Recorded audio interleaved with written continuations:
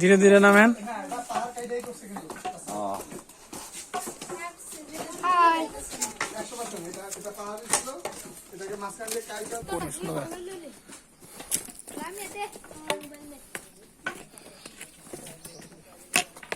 Hello guys, আপনারা দেখছেন আমরা সীতাকুণ্ডতে আসলাম ঘুরতে।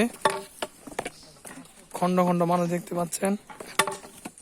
আপনাদেরকে যদি দেখায় যে আপনারা দেখতে পাচ্ছেন আমাদের সহকর্মী যারা আছে তারা সাথে আছেন। কতটুকু পরিশ্রম হয় দেখেন। এদিকে নামতে গেলে উঠতে যেরকম কষ্টকর তার চেয়ে বেশি নামতেও আরো বেশি কষ্টকর। আমরা রিস্ক অ্যাসেসমেন্ট পারি আমরা উপরে উঠছিলাম। আর যদি আপনারা আসতে চান অবশ্যই সকালবেলা আসবেন। আমরা অনেক সময় দেরি করে আসার কারণে অনেকটাই আমাদের কষ্ট হচ্ছে। আসসালামু আলাইকুম, আপনার সাথে একটু কথা বলা যাবে? আপনি কোথায় থেকে আসছেন প্রথমে বলবেন? আমি চট্টগ্রাম জেলা। হ্যালো, আপনার সাথে 1 মিনিট কথা বলা যাবে? আপনাকে হ্যালো, আপনি আপনার নামটা বলবেন একটু প্লিজ। আসসালামু আলাইকুম। ওয়ালাইকুম আসসালাম। আপনার সাথে 1 মিনিট কথা বলা যাবে? জি বলুন। প্রথমে আপনি আপনার নামটা বলবেন। জি, আমার নাম মোহাম্মদ সাইফুল ইসলাম। আপনি কোন জায়গা থেকে আসছেন সেটা একটু বলবেন। আমি আসছি ভৈরব থেকে, ভৈরব কিশোরগঞ্জ। এখানে আসছি সীতাকুণ্ডে পাহাড় দেখার জন্য আর কি। আচ্ছা, পাহাড় দেখার পর আপনার অনুভূতিটা কি জানতে পারি একটু? এটা আসলে অনুভূতি বলতে অনেক কষ্টকর, ঠিক আছে। পাহাড়ে উঠা নামা অনেকটা কষ্টদায়ক। যারা আসবেন আমি এটা বলবো যে যারা আসবেন সবকিছু প্রস্তুতি নিয়ে আসবেন আর সকালবেলা আসবেন। জি জি, এটা আপনি কম হবে। নেক্সট টাইম যারা আসবে তাদের জন্য একটু উপদেশমূলক কি বলতে চান আপনি বলেন? পাহাড়ে যেহেতু আসবেন বাহির থেকে বিশেষ করে খাবার পানি এগুলা নিয়ে আসা ভালো হবে কিছু। আর এখানে সবকিছু দামি একটু বেশি, এই জন্য বলতেছি আসলে সবাই মানে দোকানে যে মূল্যে পাওয়া যায় সেই মূল্যে এই জায়গায় থাকে না, তাই একটু সবকিছুতে একটু বাড়তি, সবকিছুতে একটু বাড়তি। 5 টাকা 10 টাকা করে একটা সামান্য চকলেট কিনতে গেলে 1 টাকা বাড়তি। আচ্ছা যাকে, এখন কি সারাদিন ঘোরাফেরা করছেন? হ্যাঁ, এখন চলে যাচ্ছেন? হ্যাঁ, এখন চলে যাচ্ছি, এখন যাওয়ার পথে নামতেছি আর কি। আচ্ছা, আপনি এই যে এত সময় ঘুরলেন, কতটুকু সময় ঘুরলেন? প্রায় 4 ঘন্টা সময় লেগে গেছে, খালি উঠতে গেছে প্রায় 3 ঘন্টার মতো। ও মাই শিট। আচ্ছা যাক, যে এতটুকু সময় ঘুরলেন এর ভিতরে কোনো বাধা বিঘ্ন আসে নাই তো নাকি? এখানে এমনি বাধা বিঘ্ন কিছু আসে নাই। আর অবশ্যই আসার সময় বলবো যে একটা লাঠি নিয়ে আসার জন্য। ও, লাঠিটা কি কারণে আনছেন? লাঠিটা অনেকটা সাপোর্ট দিচ্ছে আমাকে, যেমন উঁচু থেকে নিচুতে উঠতে নামতে। ও হ্যাঁ, রাইট। আচ্ছা, হ্যালো গাইস, আপনাদেরকেও বলবো উপদেশমূলক যদি আপনারা মনে করেন, তাইলে দেখতেই তো পাচ্ছেন যে আমরা কত কষ্ট করে নামতেছি।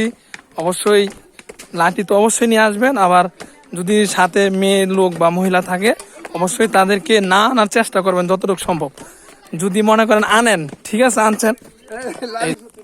আচ্ছা, যে কথাটা বলতে চাচ্ছিলাম দর্শকের সম্মুখে, অবশ্যই আপনারা যদি আসেন একটু সকাল সকাল আসবেন।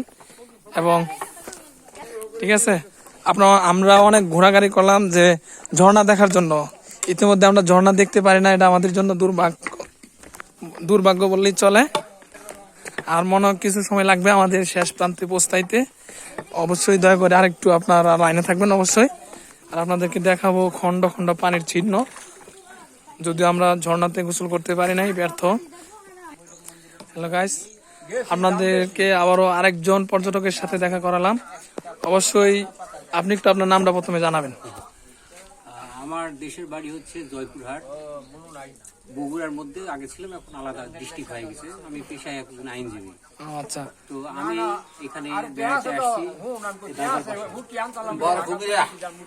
কুমিল্লাতে বেড়াতে আসছি। ওনারা বললেন যে অনেক জায়গা আপনি ঘুরছেন, এখানে আসেন। আমি বাংলাদেশের মধ্যে এটা মনে করবো একটা সম্পদ। এটা পর্যটকদের জন্য ভ্রমণ করার একটা শ্রেষ্ঠ জায়গা। আপনি মনে করবেন এখানে এসে 1 ঘন্টার মধ্যে বা 2 ঘন্টার মধ্যে ঘুরে যাবেন, এটা হবে না। আপনাকে সমস্ত দিন এখানে আসতে হবে। ভোরে হাঁটতে হাঁটতে, অর্থাৎ খাবারও বাঁধে নিতে হবে, খাবার পানি। এই যে লাঠি দেখতেছেন, এই যে লাঠিটা, এরকম একটা লাঠি নিতে হবে। লাঠি নিলে হবে কি সহযোগিতা, আপনার শরীরকে ওই পিছলে যাওয়া থেকে আপনাকে রক্ষা করবে। যেমন আমরা সর্বপ্রথম দেখি যে কিছু কিছু মুরব্বীরা লাঠি ব্যবহার করে। মানে এই লাঠিটা হয় আমাদের সার্বিক সহযোগিতার জন্য সর্বোত্তম করে উপকার করে নাকি? শরীরের ব্যালেন্সটাকে রক্ষা করার জন্য লাঠিটাকে এই ইয়ং ছেলেরাও ব্যবহার করতেছে এখানে। আমি মনে করি যে এইরকম। আপনি কতক্ষণ যাবত এই জায়গায় ঘুরলেন? আমরা এখানে ধরেন 11টা 11:30 এখানে উঠছি। ওরে বাবা, বর্তমানে 11টা আর এখন বাজে আপনার 4:30। তো আপনি মনে করেন দুপুরের খাওয়াটাও কিন্তু আমরা মানে আমাদের লাঞ্চ আর হয় নাই। আমরা ওই দোকানে যা পাইছি, এই যে ধরেন এখানে ক্ষীরা পাওয়া যাচ্ছে, 10 টাকার জিনিস, পানি পাওয়া যাচ্ছে। আচ্ছা, যেটাই খাচ্ছেন ঠিক আছে, মানে বাহিরে যা বেছে এই জায়গায় কি দামটা সেরকম নাকি না কিছুটা ঊর্ধ্বে? আমি তো মনে করি কৃষকের ফল মূল যেগুলা আছে, পানি আছে, মোটামুটি একটু রিজনেবল, সামান্য হয়তো 2-4 টাকা 5 টাকা। আর যদিও মনে করেন যে এটা জিনিসটা উঠাইতেও তাদেরও একটু পরিশ্রম বেশি, এই জন্য হয়তোবা আমরা জানি কিছু টাকা বেশি রাখতে পারে। আমার মনে হয় যে এখান থেকে 1-2 কেজির জিনিস উঠাইতেও কিন্তু আপনার শরীরে অনেক এনার্জি ব্যয় হয়ে যাবে। আমরা মনে করি এটা নেওয়া স্বাভাবিক, সবাই কিন্তু চাই উন্নতি। আমরাও দিচ্ছি, যাতে কষ্ট হচ্ছে এই জন্য আমরা দিচ্ছি, যে তাদেরও কষ্ট হয় ওটাতে। আমি মনে করি যে এখানে যতগুলো দোকান আমি দেখলাম, সব দোকানগুলো কিন্তু মুসলিম সম্প্রদায়। এখানে যে শুধু মুসলিমরাই আসে তা না, এখানে হিন্দুদের তীর্থস্থান, হিন্দুরা আসে, বৌদ্ধ, খ্রিস্টান, জৈন এবং যারা বিদেশি পর্যটক সবাই আসে। তাই মনে করি আপনাদের দেখার আমি আহ্বান জানাচ্ছি যে আপনারা এরকম একটা সুন্দর জায়গা, পাহাড়ের মতো একটা জায়গাতে আসবেন, এসে বাংলাদেশটাকে উপভোগ করবেন। বাংলাদেশের মধ্যে আমাদের পাহাড় আছে এবং এই পাহাড় একটা সম্পদ। এইটাকে আমরা পর্যটক হিসেবে আরো বেশি করে ভালো করে গড়ে তোলার জন্য আমরা এখানে কেবল কার ব্যবহার করতে পারি।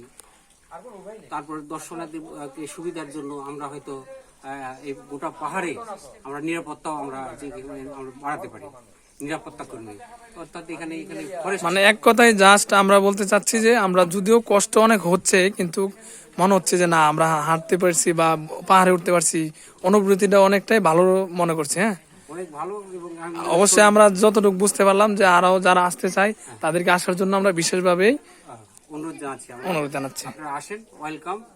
এই সীতাকুণ্ডতে আপনারা আসবেন, এসে এখানে যতগুলো দর্শনীয় জায়গা দর্শন একদিনে আপনি একটু কষ্ট করে, যে আপনি যেহেতু উঠছেন এবং নামছেন, কোন দিক দিয়ে উঠলে ভালো হয় এটা একটু দর্শকের জন্য বলবেন।